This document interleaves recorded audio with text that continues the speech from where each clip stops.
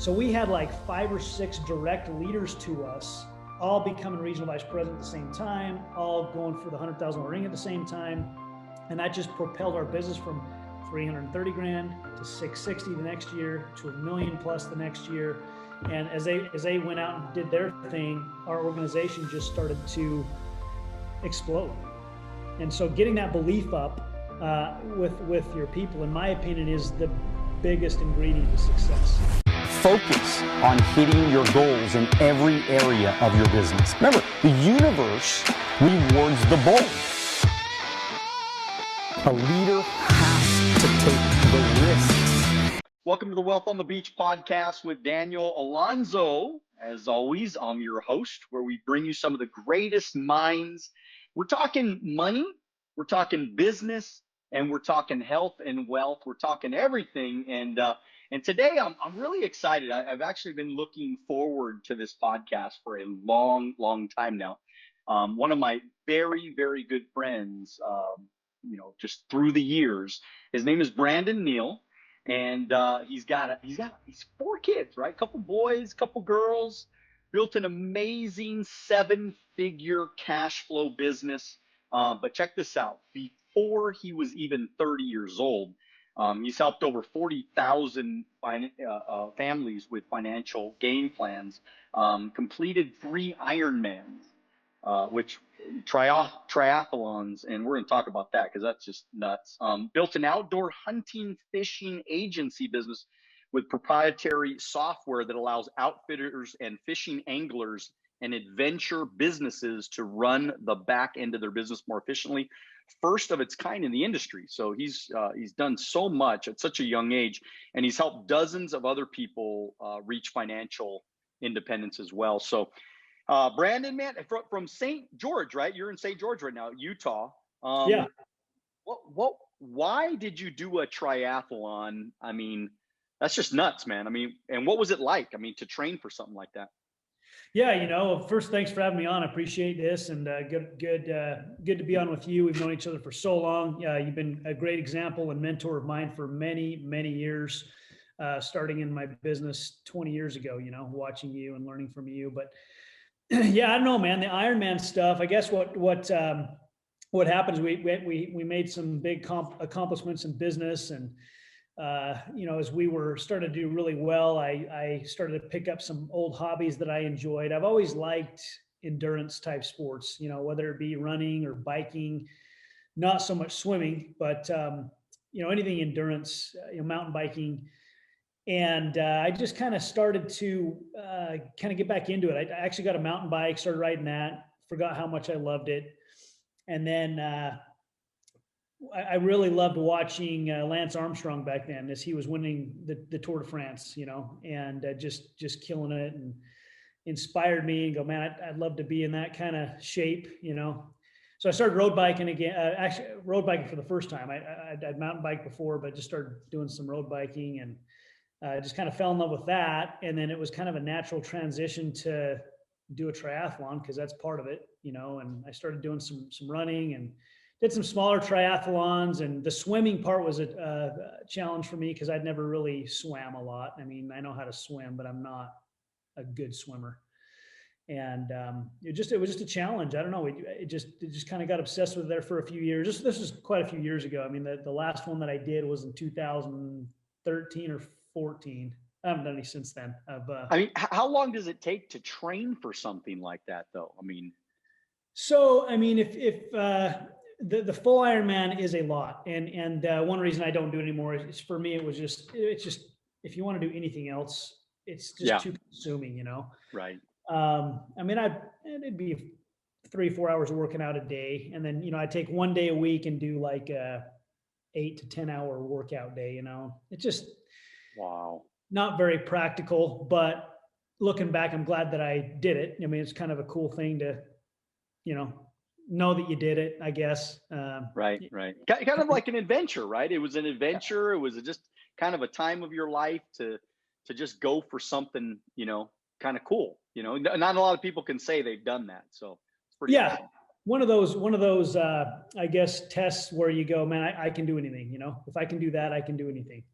It's pretty cool. So I think for that reason, it was good. So where did it all start, man? I always love talking about, where people grew up and, maybe a little bit about your childhood and things like that. I mean, where did it all start? Where were you born? Also, like, tell us a little bit about what your parents did, as Yeah. well. Like, what did they do for a living? Yeah. So I grew up in Salt Lake City area, Utah. My wife and I both did. We actually grew up in the same neighborhood. And so we've known each other for really our whole lives. We didn't start dating till later. I served a LDS church mission. And while I was on my mission, she kind of started writing me some letters and we wrote back and forth.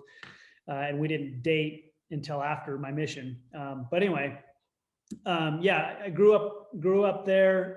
My parents, hardworking people. My dad is a lineman electrician. In fact, he's retiring this month after, gosh, how long has he been doing that now for? I think 20 or 40, 45 years, something like that.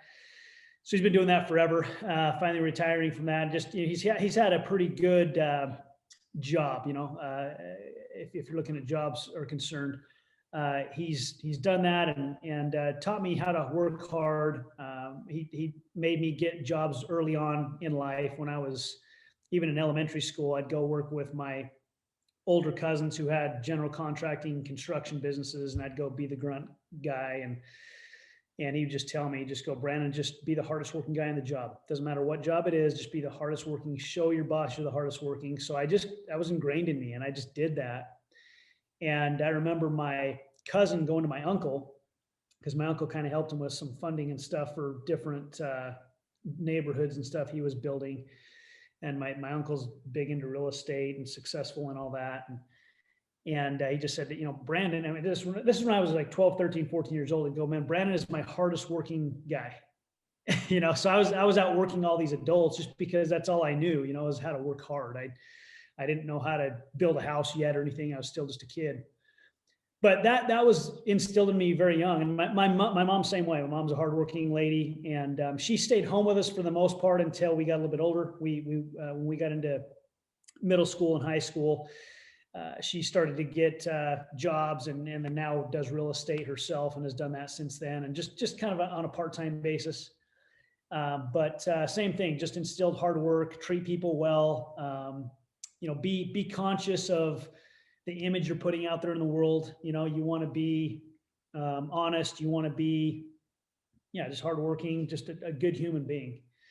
So really good parents, good siblings. I mean, all my siblings got good marriages and good families, and very blessed. And Lexi, same way. My wife, Lexi, her parents are incredible. Her family's incredible. So been blessed that way for sure. And so what were you like as a kid? I mean, other than being a hard worker, I mean, were you a good kid? Did you get in trouble ever? I mean, did you get good grades? Did you like school? Did you ever go to college? Stuff like that. So yeah, I'm the oldest of three, and I was a pretty good kid. I stayed out of trouble for the most part, never did drugs, never drank a drink of alcohol. Fortunately got in the right group of friends, and just, they never did any of that stuff. So I never did any of that stuff. So as far as that goes, yeah, I was, pretty good kid, I think. I mean, I for the most part, listened to my parents, nothing, no major trouble. I mean, of course you don't always listen to your parents, but, for the most part, yeah, I was pretty good. I mean, there was one incident, like the only incident I can really think of is when I was in high school, went in spring break, went down to Moab, Utah, and some of the kids that we were with there were smoking pot and drinking and stuff. And we had some cops pull up into our camp, and I thought, uh-oh, here we go. Right. And my buddy and I, we weren't doing any of that stuff, but we were there. Right. I'm in trouble here. I thought my parents would kill me if I got caught with that. But luckily the cop just turned around and took off. I guess he just figured these kids are out, not causing any trouble. They're just doing their own thing. And right.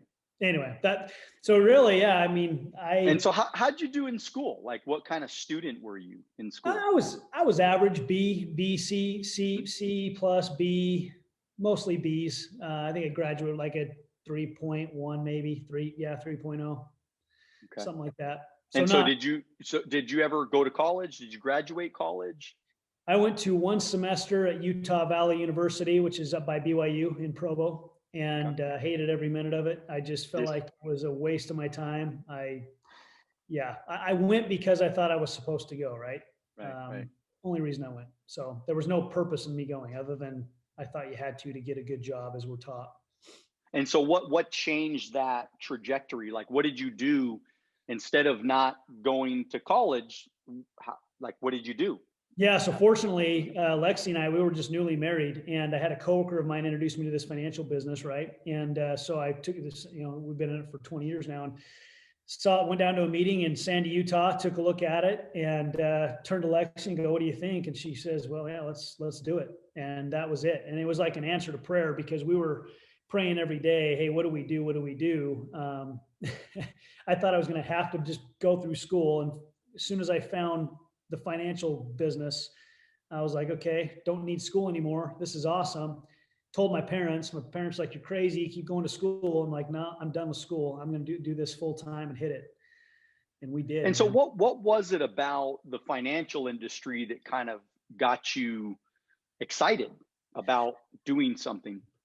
Yeah, well, when I saw it, everything made so much sense to me. I mean, I knew growing up, just watching my friends' parents, and even our family, aunts, uncles, whatever, that I saw the ones that were successful financially, and I saw those that were struggling financially. So when I went down to this meeting and they showed things, the concepts of how to invest properly and how to get the right type of insurance and how to pay off debt and then how to make and save a bunch of money, to me, I just thought every single human being in the world needs to know this stuff. This is a no-brainer. And if I show people how to do this stuff, they would love me for it, and I would feel really good about it too. And so for me, it was one of those things where it was just a calling and a purpose almost. You're like, "Oh my gosh, God put me in this meeting to do this business." And that's why we did what we did, by the way, because I really truly believed that. And that's what it was, man. I just saw that and saw a way to change people's lives. And I knew in turn, I would be happy doing it. It'd be rewarding. And so did you get off to a pretty good start, or did you struggle at all? Do you remember ever struggling in the business at all, or how was that first year for you? Yeah. So, I mean, for me, I'm an introvert, I think, by nature. I learned on my mission, when I went on my church mission, how to, I guess, deal with rejection better and deal with people better that way. That helped me a tremendous amount when I got into uh, the financial industry. So, I mean, I would say, I mean, even to this day, Daniel, I don't like, I'm not naturally wanting to go out and just talk to somebody or start a conversation naturally.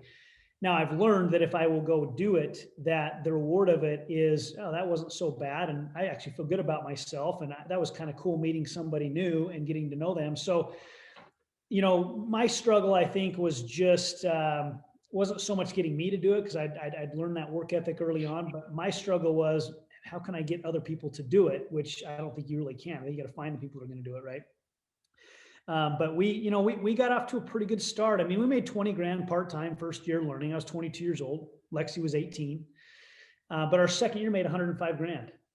Just turned 23 years old that year, and run our own schedule, and just, I mean, I thought, man, if I could make 50 grand a year on my own schedule back then, I thought that was flipping a win. Why do you think you made it? Like, why do you think that you made 100,000 in a couple of years, and you see so many other people in any business, by the way? I mean, we could talk about real estate, we could talk about financial, we could talk about car sales, we could talk about any industry in the world. Why is it that so many people struggle? I mean, what do you think? What was the difference? Was it just work ethic, or is it something else? Work ethic's one, but I think commitment's even bigger. We committed when we decided to do it. We decided we were going to do it. Now, that doesn't mean we went full time right away. We kept our jobs in the beginning, started part time, but our mentality was, now our financial business is now our baby. That is now priority number one. Our job is not priority number one. It's going to come behind our business. So I put our business at the forefront, and then I really paid attention to our mentors in business, mentors like 𝐓𝐇𝐈𝐒, who's one of your great mentors also, right? So 𝐓𝐇𝐈𝐒, I was a student of his. I just followed exactly what he said to do. I didn't try to change it. I made a commitment to fully engage in meetings, conference calls, listen to audios. I mean, I just didn't, I didn't try to test it out. Like, let me try this, see if it's going to work. And I made a decision. We were going to make this work. And I don't see that with very many people. Most people get in that I see, they try it out. And if it starts going well, then they would commit. The problem is it never goes well with that kind of commitment because they're not fully committing, So you got to have that, I guess, that leap of faith. And for me, it didn't take much faith because there's so many people in our company that are successful that I just thought, well, if they all did it, it's going to work for me too. So for me, it didn't take that big of a leap of faith, but I guess for some people, it's still a leap of faith. It's a belief in themselves. Their belief in themselves is not where it needs to be to do that. But that's what we're here for, to help them get to that place, right? And to get them to see that that anything is possible with the right focus, with the right work ethic, and with the right vehicle, by the way, because I think that's where people screwed up out there. Is they try these little rinky-dinky little deals, right? And with no, maybe no mentors, no training, no background. And next thing you know, they end up failing because they don't have the mindset right. Would you kind of agree with that a little bit? Absolutely. Absolutely. Yeah. I mean, not every opportunity is considered equal, for sure. And yeah, when that's another thing. When we saw financial services, I thought, oh, this is stuff that everybody really uses every day. It's big money stuff. There's a reason why banks have the big buildings and insurance companies have the big buildings. I mean, there's a ton of money in financial services, So yeah, I would agree. So you cracked $1 million in income in 1 year, by the way. So it wasn't like, you made $1 million over all the, before you were 30, you made $1 million at like, I don't know, what, 28 or something like that? You were 29 and 29 years old. Yeah, yeah, 26 and 29 years old. So, I mean, that's a big damn deal. I mean, that does not happen very often. And, what was that like? I mean, how did it feel to make that kind of income at such a young age? Yeah, so first of all, I got to talk about this for a second, because the one reason that happened is because I kind of fully believed it was going to happen. And it actually, when I first passed my life insurance test, I passed the test. I show up at our training, our Saturday training. And after training, the guy who was training me, his name's Kurt Blackburn, said, hey, congratulations on passing your test. Here's a set of audios you need to buy from me. They're $26. And they were the best of 𝐓𝐇𝐈𝐒 Volume 1. So I took it from him and opened it up, went in the parking lot after training, got in my little Mazda 626. These are cassette tapes, right? And I saw Overcoming Objections. It was a 2 cassette tape series. You remember, right? Okay. And I go, Overcoming Objections. If I could overcome every objection, nothing would stop me. So I pop in that tape and I spend the next like 4 hours listening to Overcoming Objections 2 or 3 times in the parking lot, taking notes. And within 10 minutes of listening to it, I kind of have this thought come to me, you're going to make $1 million a year at this thing. Now, one of my other leaders in the company, his name's Chris Howard. He had just went over $1 million in income like a couple months prior to that. So I saw this $1 million income. I saw 𝐓𝐇𝐈𝐒 was making like $2.5 million. And I'm 22 years old going, that is a crazy amount of money. But as soon as I started listening to Hector, I thought, oh my gosh, he is telling me exactly what to say and how to do this. I know I've got the work ethic. I'm going to make $1 million a year at this thing. So I called my mom right after I listened to that. I said, Mom, I'm going to make $1 million a year at this thing. And she goes, oh, that's cute, honey. That's great. Keep going to school, right? But to me, I'm going, I'm going to do this. So that's where it started, Daniel. And then, so we made 20 grand that first year, 104, 183, 230, 280, 330, 660, and then $1 million. So 7 years in the business, went over $1 million in income. And we were actually on a company trip in Puerto Rico when we went over. And what happened was, the first, I'll say years 2 and 3 were my biggest workload years in my career. I mean, all I did was recruit, train, and build people. From there, I started to get to more of being a coach, still a player in the field too, but also a coach of people, and really building and taprooting teams and building agencies and helping my people win.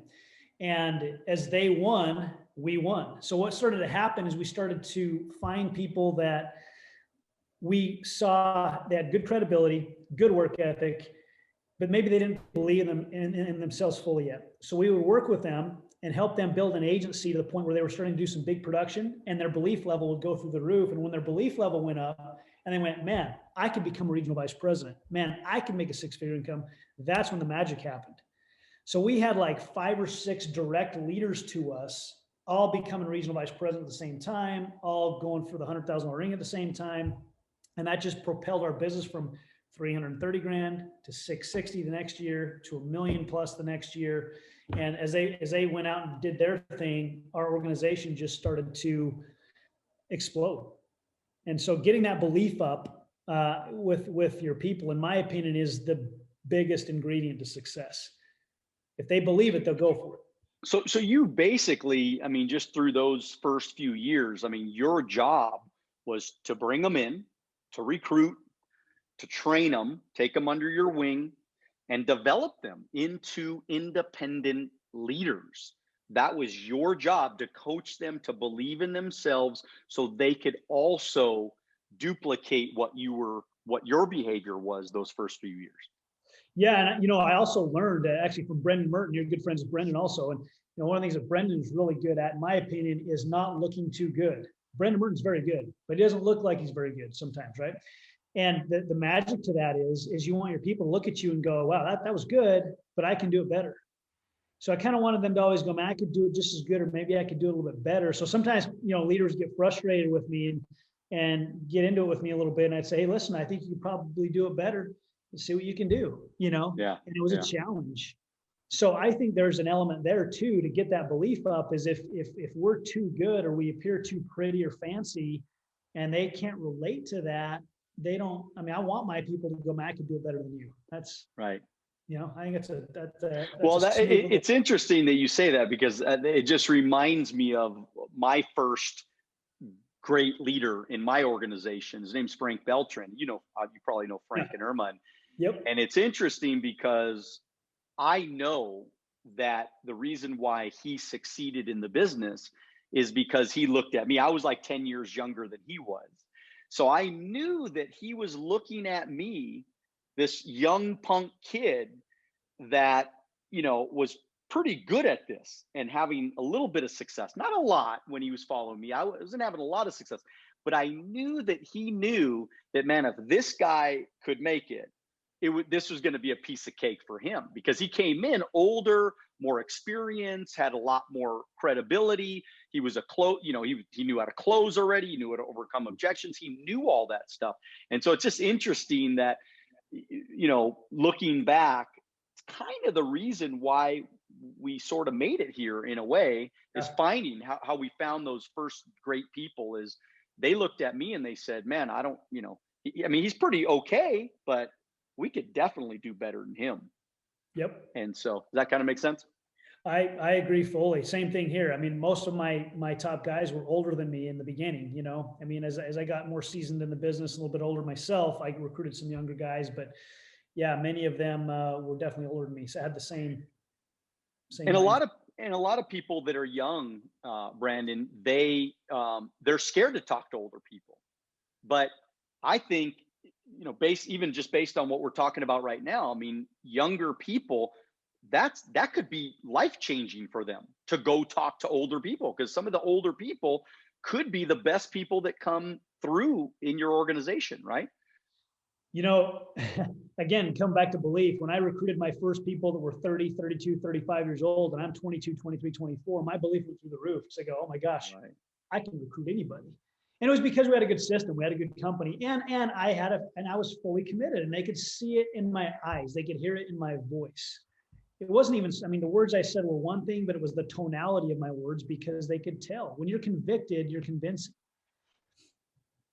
And so do you see some of let's talk about mistakes, right? So what are some of the other mistakes that you see people making in the business as they're trying to grow? And it could be any business, by the way.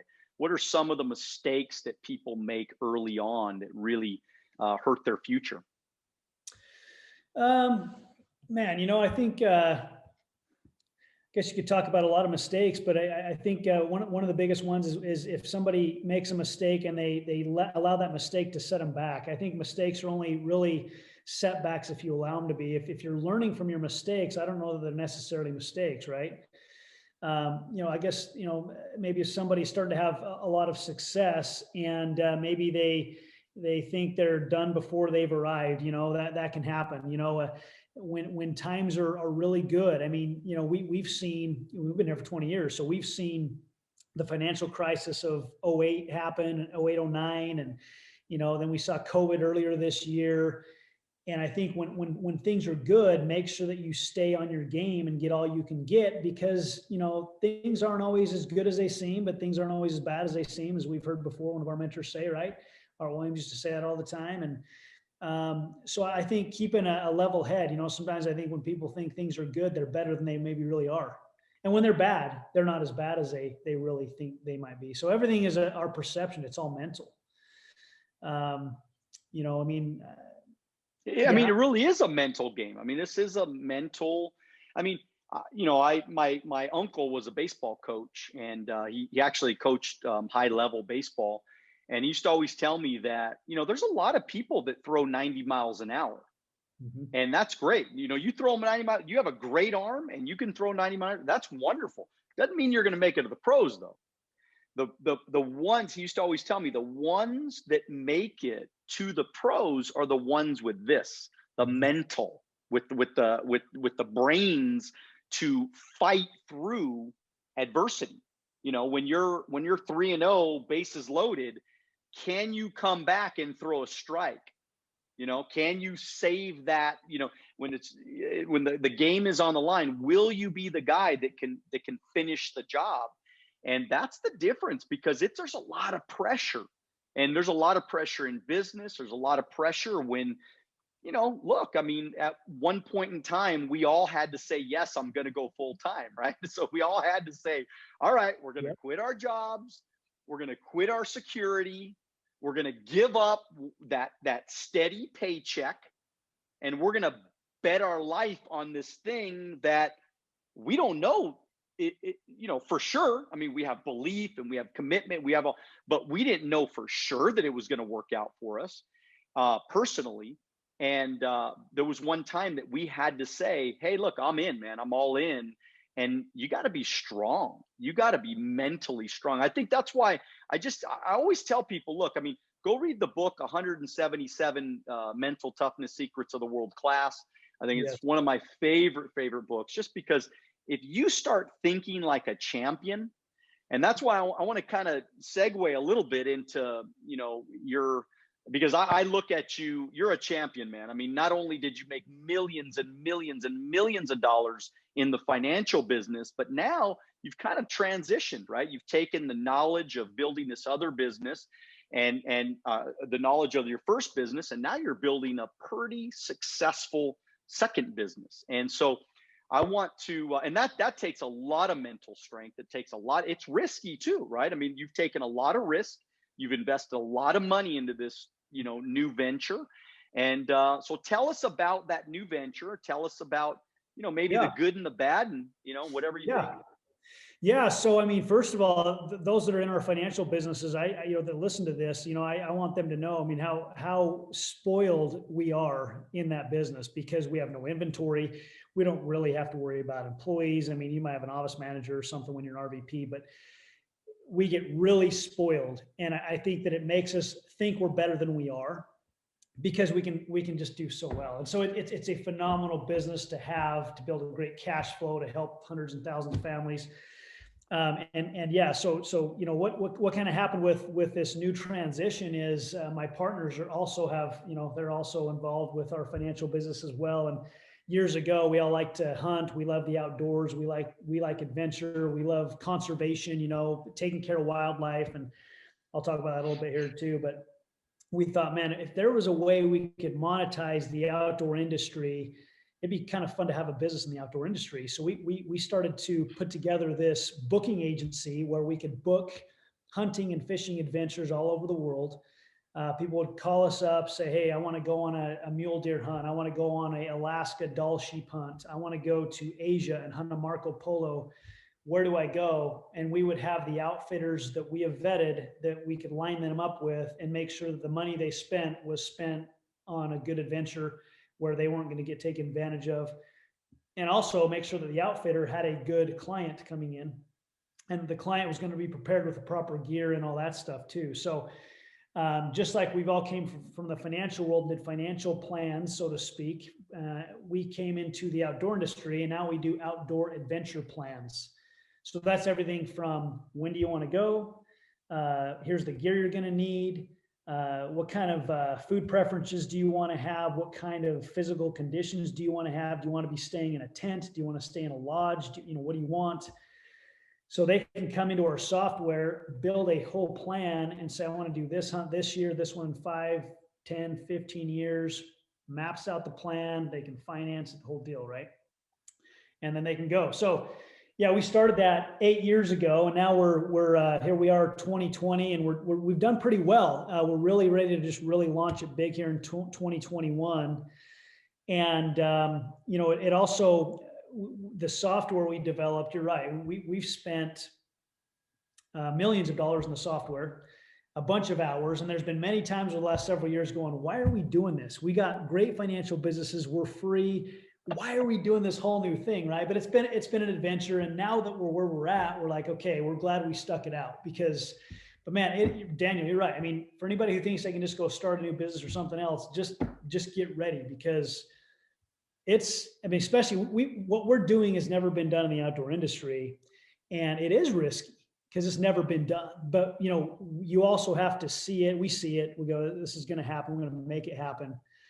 And see, we have a big cause too. I mean, for those that don't hunt, they might think hunting is cruel, but it's actually because of people that hunt, the money that is generated from that goes right into conservation so that you can have better, healthier class animals and habitat and all that. And that's why we do it. We don't do it just to go kill a bunch of animals. It's not what it's about. And, we eat the animals that we kill, and it's clean protein. And I think it's important for people to understand that and to be educated on that because there are institutions out there that are trying to get rid of hunting. Well, if you get rid of hunting, you're going to get rid of the great habitat and the good animals that you're able to go see. And I know it might sound kind of contradictory, but if you go to Africa where there's no hunting allowed, there's a lot of poaching. And where there's poaching, there are no animals because people kill off all the animals. So hunting is important just because we're human beings. And so let me understand. So, okay. So because they don't have hunting, like real, like hunting licenses and hunting kind of, restrictions and things like that over there, they don't have that. Then people just go in and just kill whatever they want. And it's just an open season, 365 days a year. And they're wiping out classes of animals. Is that kind of what I'm hearing? Exactly. I've got a neighbor who he goes to Ethiopia every year to help out with just some charitable stuff. And he'll have some of the people that are over there come visit him here. And you know what they want to do when they come here? They want to go hunting because they don't see any animals over there. They're in Africa and they don't see any animals.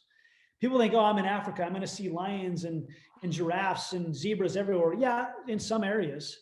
But in the areas like Ethiopia, where this guy was from, no hunting existed. So people just killed off all the animals. They just poached them all. And that's where there needs to be some sort of regulation, and it costs money to, track that stuff. And look, there's some areas that do a good job with regulation and some that don't do as good, but that's what we're in business for, to help people, to help that whole cause really. Right. Just kind of its own ecosystem, and it just, the money flows in, regulation happens, animals are preserved, less animals are killed in the end of the day. But the truth is, I mean, let's just be honest here, right? You go to In-N-Out Burger, and again, I don't know a lot about hunting, so stop me if I say something stupid, but you go to In-N-Out and you have a hamburger. That's an animal, right? An animal got killed. So Yep. If you go out on a hunt and you kill an animal and you eat the animal, what is the difference of you going to that burger? I don't know. Am I just, no, I might be just you know. Not only that, if you go to In-N-Out and eat that hamburger, most likely that hamburger came from a cow that was in a cage its entire life. And then they go to a slaughterhouse and, you know, they go get slaughtered at a slaughterhouse. They didn't live a good life. So you look at wild animals, they live a great life. They live in the wild, right? When you kill them quickly and ethically. I mean, usually it's a gunshot or it's an arrow, and within either instantly or within seconds, they're dead, right? And that's a wild animal, and that's clean protein. And so like these animals behind me, these are big mule deer, and, you know, they lived a long life. And if I didn't kill them, they would have been, here's the thing, they don't just go lie under a tree and die. A mountain lion gets them, right? I mean, they die a rough death. So a death by a bullet or an arrow is not near as brutal as like getting eaten by a lion, which is what happens when they get old. And what else do you get out of hunting? I mean, what other type of, you know, when you, I don't know, in my mind, and again, you get into more clarity, but in my mind, you know, it's an adventure. You're seeing parts of the land that you never would have saw. I mean, it's, you know, camping, and it's being with your, you know, family or relatives or friends, and having experiences. I don't know what. Yeah. So I mean, really, you look at people that go to war together, right? And they go fight in battles together, and they build those strong bonds and relationships. There's some similarities between that and like hunting. You know, you go hunting with some guys. Like we went to Alaska. I've been to Alaska a few times, and this last August I went to Alaska for a Dall sheep hunt, and you get dropped off in a plane, and they fly off, and you were in the middle of nowhere with you and your buddy, right? And so my buddy, his name's Leopold. I hunted. This is the second time I've hunted with him up there. And you might only be with him for 7 to 10 days, but you become friends and like brothers over those 7 to 10 days, because you're living in the middle of Alaska, you know?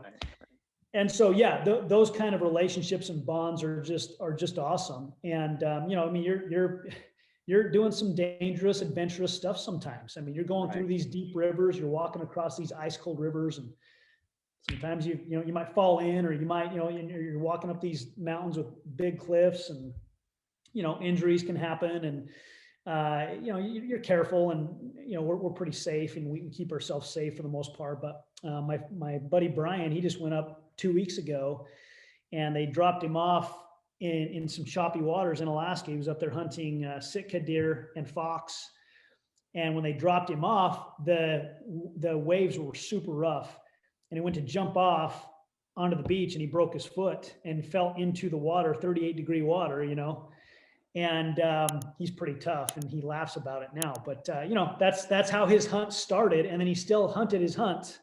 Wow. He still did the whole hunt, and then came home and goes, "Yeah, I think I broke my foot," you know. So he just kept his boot on the whole time. So you know, it is adventure, and, you know, we're not just going to do hunting and fishing, but we're going to do side-by-side stuff, mountain biking, alpine skiing, all that stuff, you know, because we want to provide people with these type of adventures and experiences. I mean, if it's not about relationships and experiences, why are we doing it?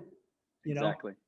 So we want to provide people those world-class adventures. And if they don't want to be extreme, they want to go and stay in a lodge, we have that too.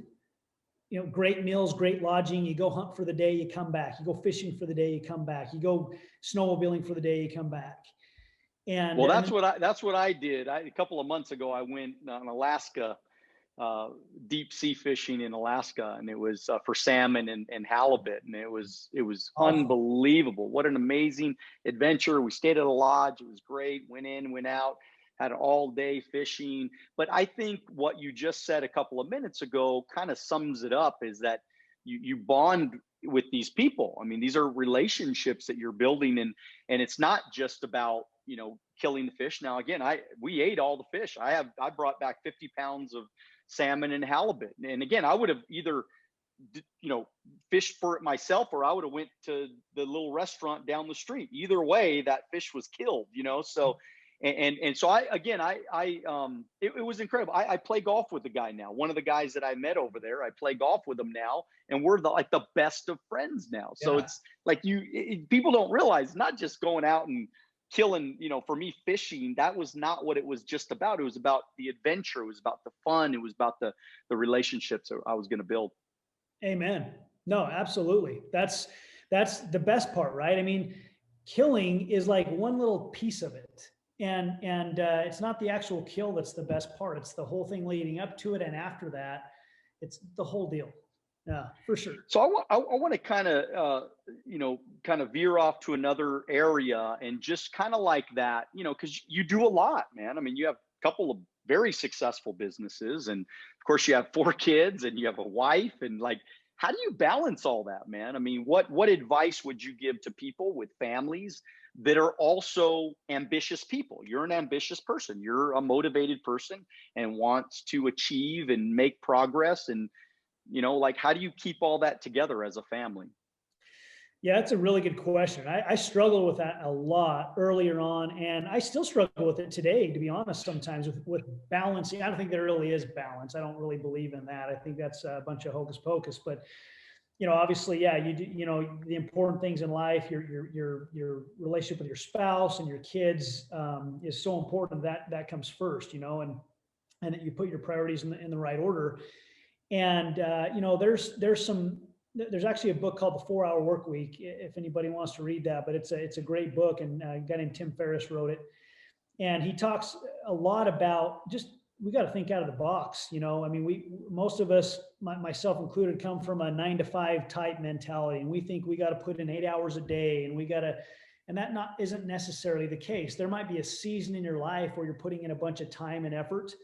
But what I wanted to do is, when I started my financial businesses, I wanted to have a foundation set where I had a cash flow, so that if I didn't show up for 6 months or a year, 2 or 3 years, I had a cash flow coming in, right? I could run that business 10 hours a week, 15 hours a week, which is what we've done the last 10 years, by the way. And so that's been a big way I've been able to have the kids and spend time with them, and have another business where, started that, because we have businesses that don't take 40, 50, 60, 80 hours a week to run, because we've hired and trained and developed people to help us run them, and found the right people and put them in place. So I think, Daniel, and I'm not an expert at this by any means. Like I said, I'm trying to figure this out still. But I think being willing to think out of the box, what are you doing that's effective? Just because it takes a lot of time doesn't mean it's important. And just because it's important doesn't mean it's got to take a lot of time, right? So you got to identify the 20% of things that are getting 80% of the results. And then you also got to identify the 80% of things that aren't getting you the results, and kind of be able to get rid of those and just get rid of them. Sometimes that's hard to do, because if you're like me, you feel like if you're not working, you're being lazy. And I think we got to be careful with that, because I know I am not lazy. Daniel, you are not lazy, but sometimes when we're not doing anything, we feel like, oh man, I'm being lazy. Well, are we being lazy, or are we giving ourselves a chance to think and to refocus and to be more disciplined and more, I guess, efficient, And so again, or just be in the moment with your kids. Amen. It's like, I used to do a lot of, let's go to the park. Like I mean, my kids were little. Now they don't want to go anywhere with me now, because they're 14 and 18 now. So it's hard to just even get them to, watch a movie with me, So, but but when they were young, man, I mean, all through the early days of their life, I mean, we really made sure that we took them to the park, after fly out. That was like kind of our month end, we'd always go to Disneyland and just take them places. I'd always be the dad to go to the fair, but we would take them on like Monday. I would take them out of school. My kids are straight A students. I mean, they don't, they did just fine. And I took them out of, I can't tell you how many days I took them out of school so we could do fun stuff, right? Yes. And I feel like that's what you were saying. At least what I got from it was, you got to be creative. When my son was super small, when he was just born, basically, we would keep him up till midnight. And people would go, how could you, why would you keep your little baby up till midnight? We're like, because dad don't get home till 10:30, 11 o'clock at night sometimes, because he's out in the field closing, And so I had to do what I had to do we had to, as you know, now, does he remember that we kept him up till midnight? Absolutely not. But for me to bond, to create the relationship with my son, to be that dad, there was stuff that we had to sacrifice and figure out, right? And get creative. So is any Yeah. of that making any sense to you? Absolutely. I agree 100%. In fact, it's funny because this year we started homeschooling a couple of our kids. And that's been different, right? Because you think, oh, they got to go to school for however long it is a day, 7 hours a day. I mean, our homeschool kids are done with school in like 2 hours, 2 hours. Exactly. Yeah. And we're okay. What are we doing with our lives, right? We just got to, yeah, we got to think out of the box. We got to be more efficient. And same thing during the week, right? Let's go do stuff during the week. Let's not go on the weekends when everybody else is out doing it.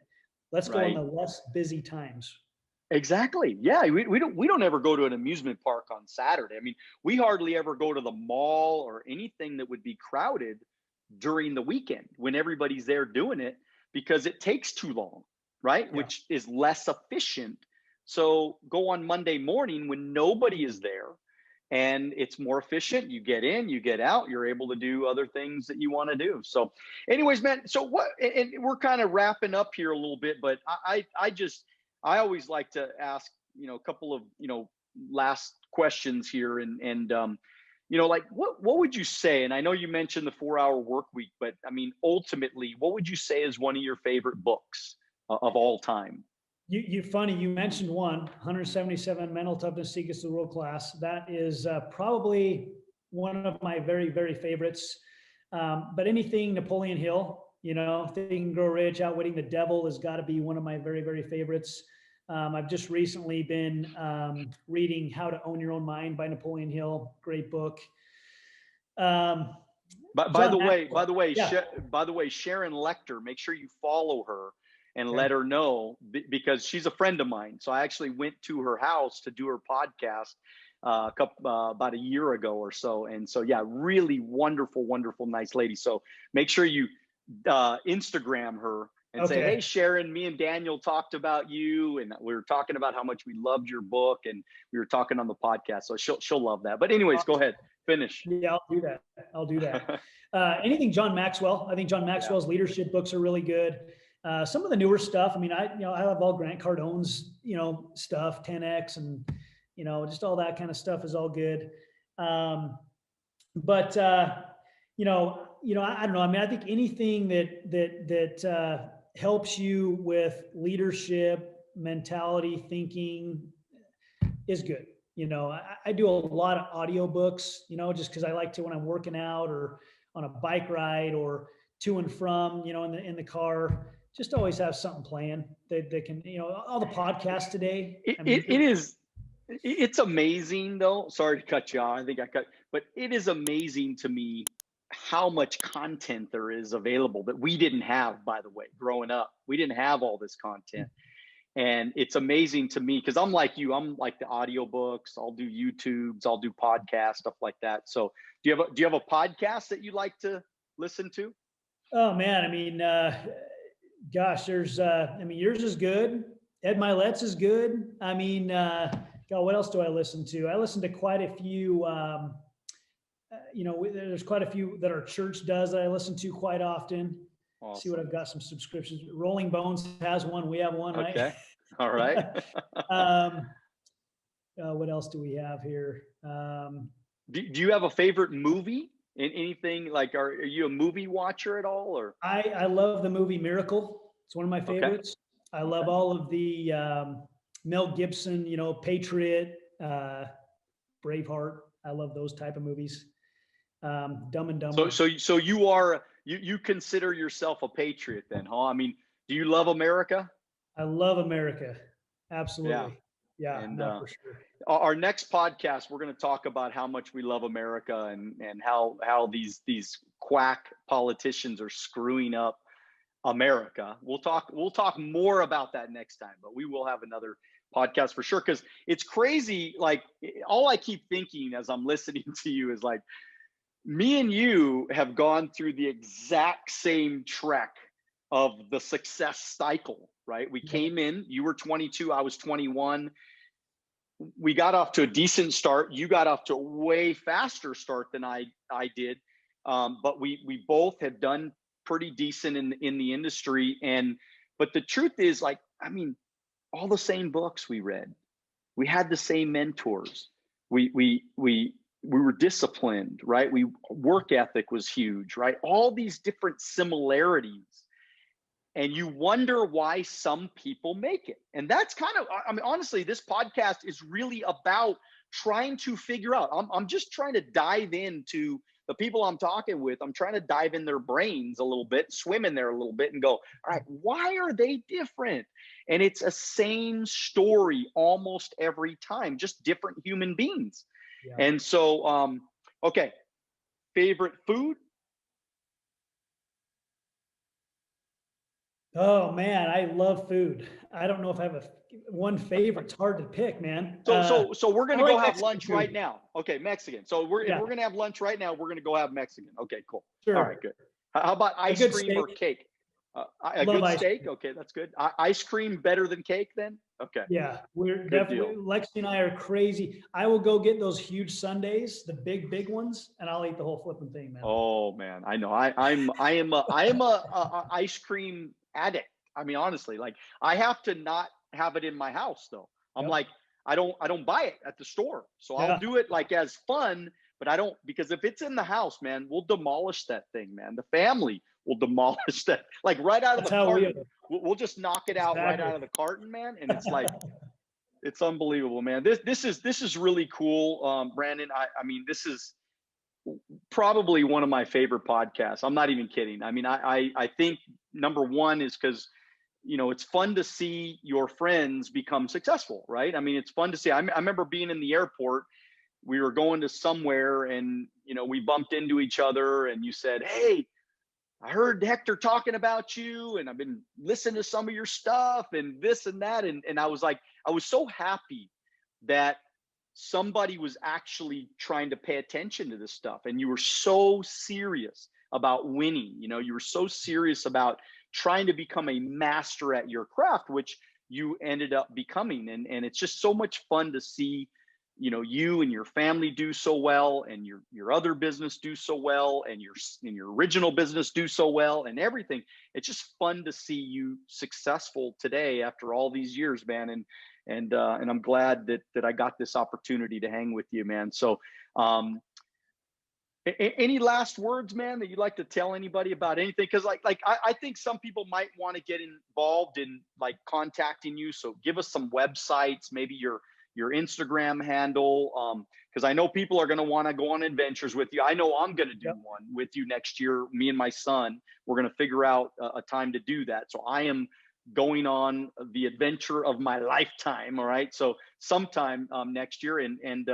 But then also I know that you obviously still run your financial business and you're always looking for great people that are wanting, you know, some people might be out there going, hey, I know where Utah is and I'd like to be a part of this dude's business. And I'd like for him to mentor me somehow.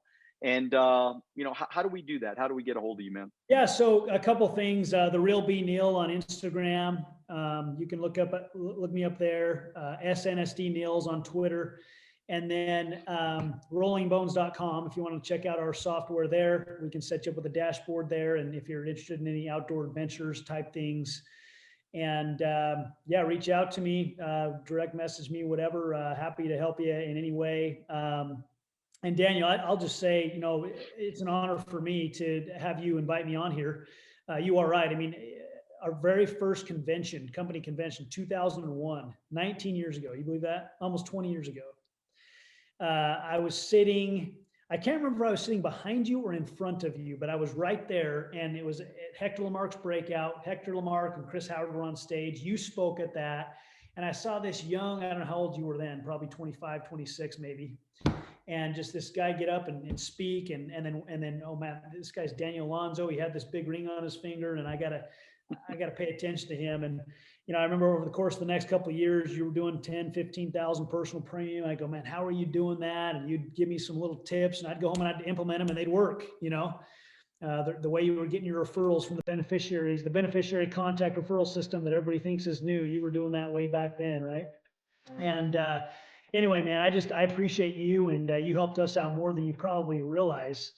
And what a great thing you got going here with this podcast, and hopefully people are they're not just listening to it. Hopefully they're actually taking the information and applying it, right? If we don't go apply this stuff, then it doesn't do us much good. So great information, and you've been a great mentor to us. So appreciate you, man. Thank you. For all of you, make sure you go follow Brandon, book one of those adventures. Make sure that any content he puts out, man, just devour it. And he really is the real deal. I don't ever put people in front of you guys that are not, some of the greats. And this guy is one of the all-time greats. And so make sure that you devour his information. Everybody, just make sure that you continue to dream bigger than ever. Get after it, but also do it now. God bless you. We will see you at the top.